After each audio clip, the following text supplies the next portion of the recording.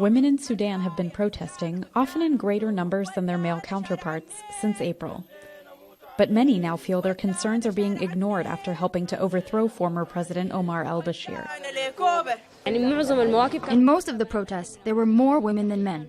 Even the majority of the detainees were women.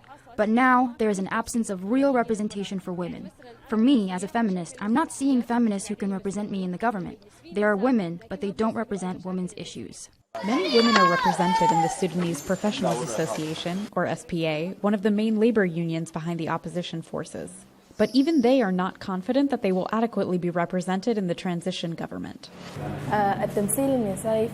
Women's representation in the decision-making process during the revolution was weak, or less than we had hoped. Our ambition was to have 50% representation in the government, or at least 40%. But this didn't happen. The SPA acknowledges that women are not adequately represented, but a spokesman says fighting for equal representation in Sudan's government will simply take time. Women should also fight individually for their right to representation. We will support them. In the SPA, we can work with feminist and civil society organizations to create a system that will work for everyone. While many male leaders were in jail during protests earlier this year, women led the movement on the streets. But they say their efforts were not fully acknowledged when the men returned. When they were released, for reasons I cannot understand, we were surprised the men were put back in leadership positions.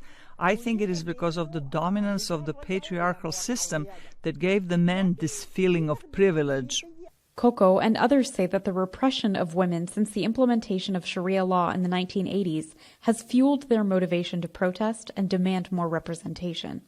What Sudanese women have suffered for 30 years, politically, socially and economically, they have only suffered it since independence, and it's caused by the dominance of religious culture, the practice of the totalitarian ideology and the absence of freedoms.